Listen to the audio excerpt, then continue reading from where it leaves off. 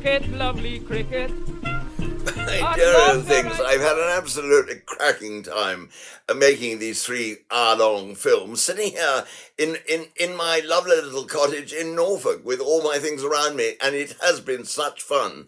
The stories have been so good, in fact, and so amusing. We've had to leave this one out, which I think will show you just how good all the rest of them are and how very, very amusing too. And we're also giving a lot of money to some really splendid cricketing charities.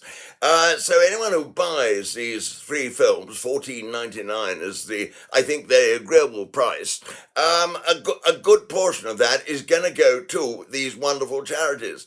So if you buy the film, then you and I will be in the most wonderful partnership, won't we? I mean, goodness me, I'd have you on my side anytime. And we'll put on massive runs. We'll make lots of money for the charities.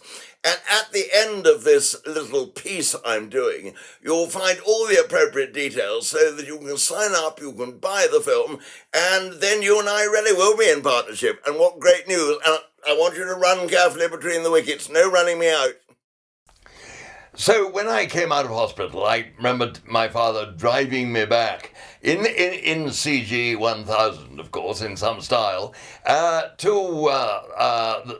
the big house into which we just moved. And there I sort of convalesced and got better very quickly. But Dr. Bennett used to come up. He was the local GP, an absolutely splendid chap. He wore as much Brill cream as Dennis Compton, and it was swept back, shiny hair. He was lovely, Dr. Bennett.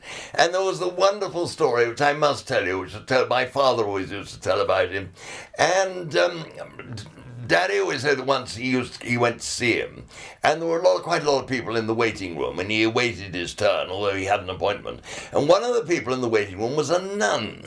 Now, you don't often see a nun in a doctor's waiting room, do you really? I mean, I don't know whether nuns have reason to go first, or maybe doctors go to nuns rather than the other way around. Anyway, there she was. And someone came down the stairs. Dr. Bennett's consulting room was upstairs. And the nun got up and walked very slowly, looking very white and ashen, and went upstairs and went into Dr. Bennett's room. He held the door open, and in she went. And she was there quite a long time. Daddy was the next one in the list.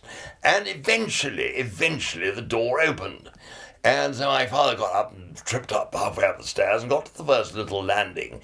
And when he looked out, and he suddenly saw the nun coming down one step at a time, looking awful. He said he'd never seen another human being look so good. It was really absolutely awful. She looked so white and desperate.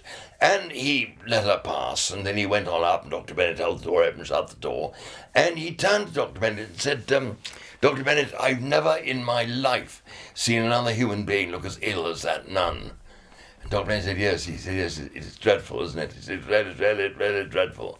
And my father said, what happened? Well, he said, you see, I've just had to tell her she was pregnant. Of course, it's not true, but it cured her hiccups. I think it's one. Cricket, lovely cricket, at last where I saw it,